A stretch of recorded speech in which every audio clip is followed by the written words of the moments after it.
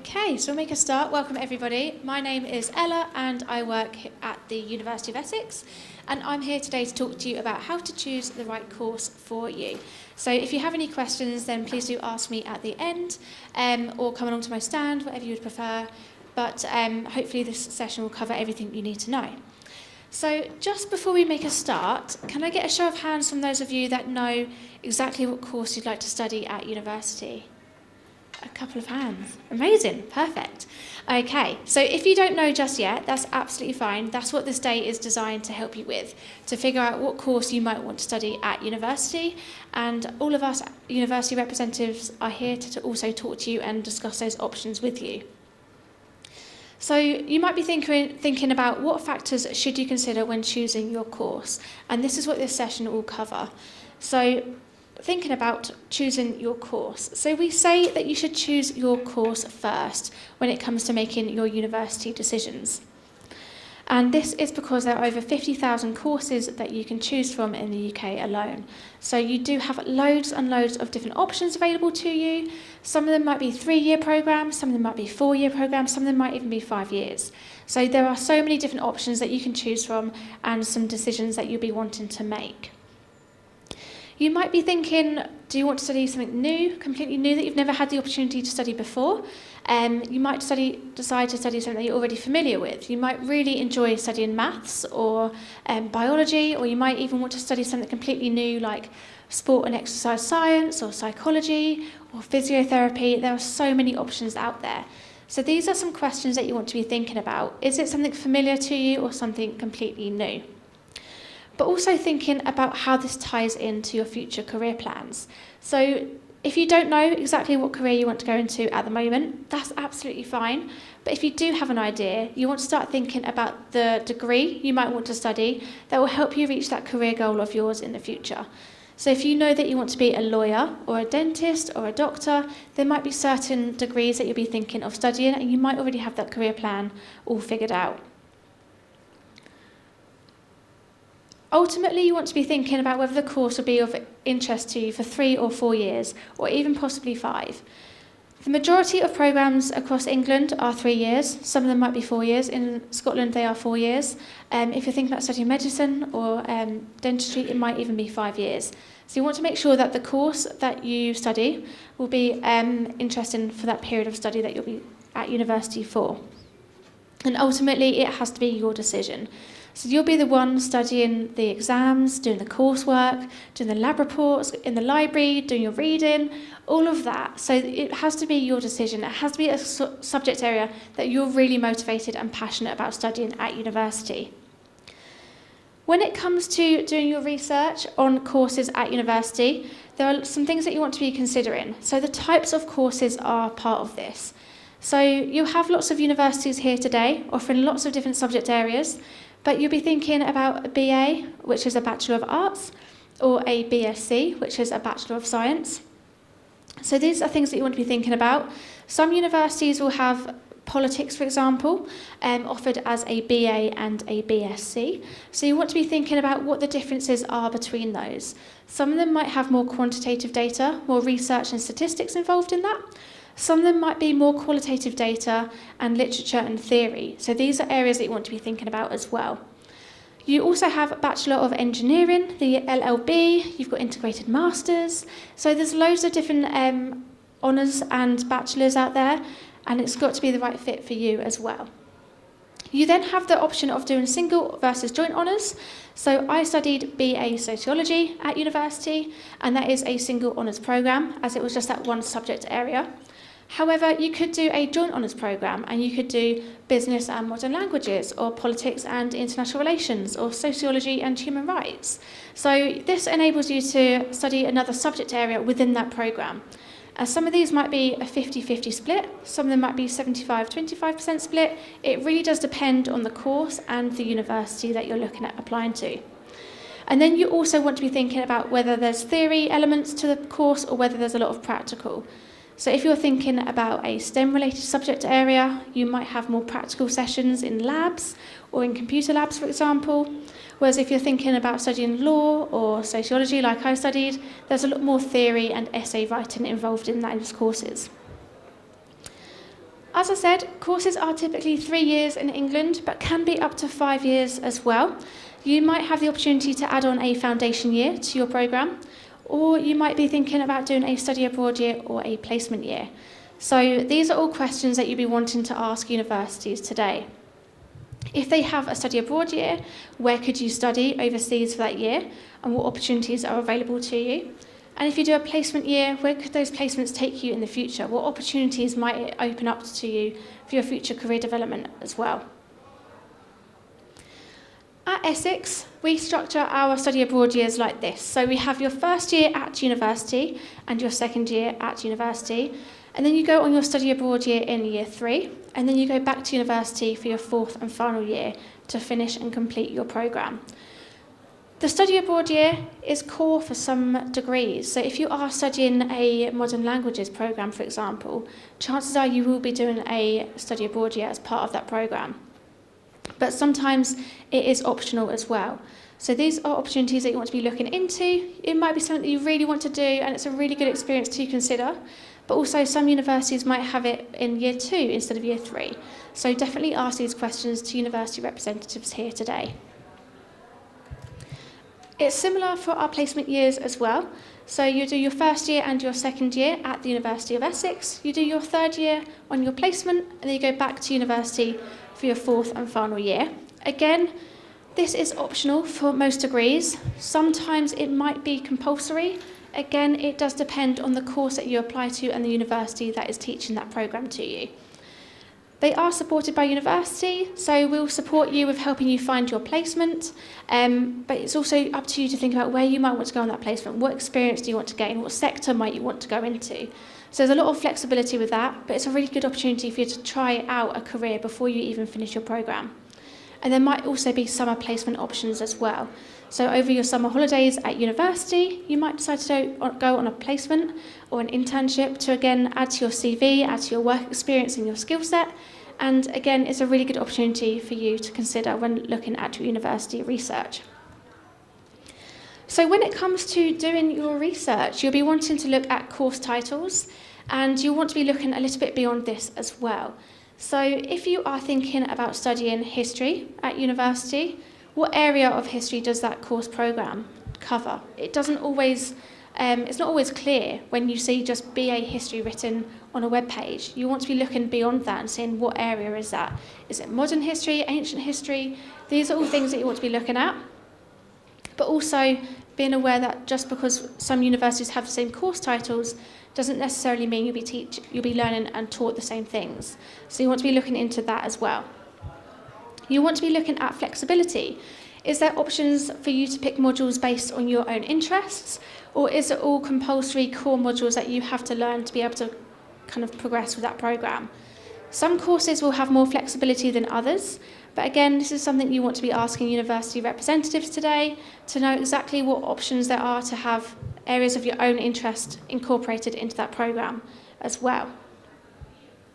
So looking at the academic content is really important when it comes to picking your course. If you're studying for 3 years in the UK, then you want to make sure it's a course that you're really interested and motivated to study for, because you'll be doing the essays, the coursework, the exams. So you really want to know that what you're learning about is of interest to you and something that you really want to learn about.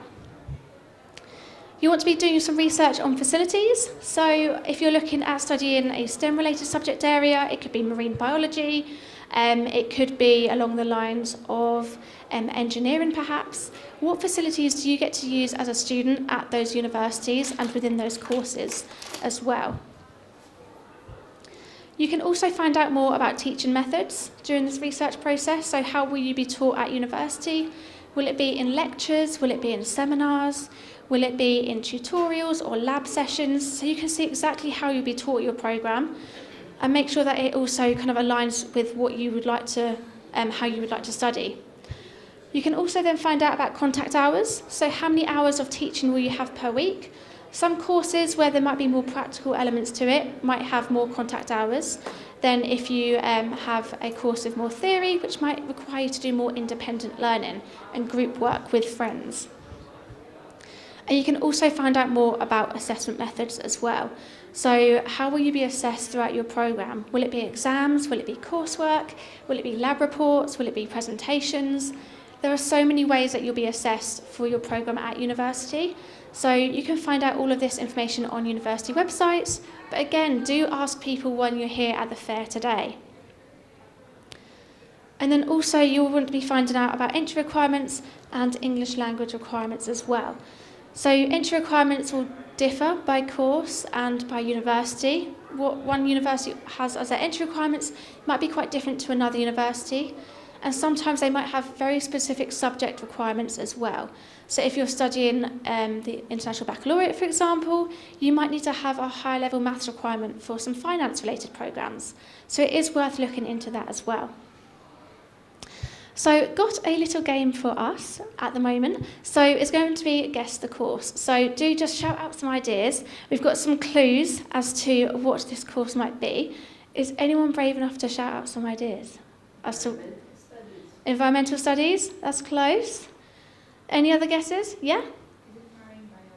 Yes, well done. It is marine biology. You didn't even need the clues. So the clues were 2 words, 13 characters total, involves animals and science, and this is marine biology.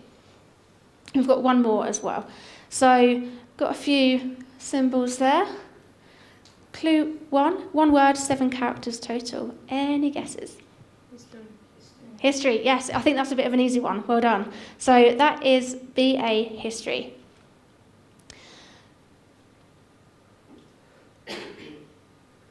So when it comes to choosing your university, so once you've chosen the course that you want to study, you want to be thinking about which universities offer those courses that you have in mind. So we say to choose your university second.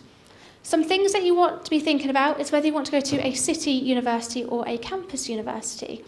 So the University of Essex, in the photos on the slide here, you can see that our Colchester campus is a campus university, which means you have your accommodation, your sports facilities, your learning facilities, everything all in one place.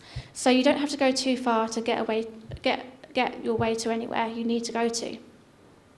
There will be some universities that are based in a city though, so you might have to go a little distance to go from the library to your accommodation, to your teaching facilities and your lecture halls. So it's about finding out what is best for you and what your preference is. So it's a really good opportunity to ask universities this today, what is your campus like, what is your campus life like, what is there for students to get involved with in the city or the campus. So these are the things that you want to be thinking about. You also want to be thinking about the size and location of these universities as well.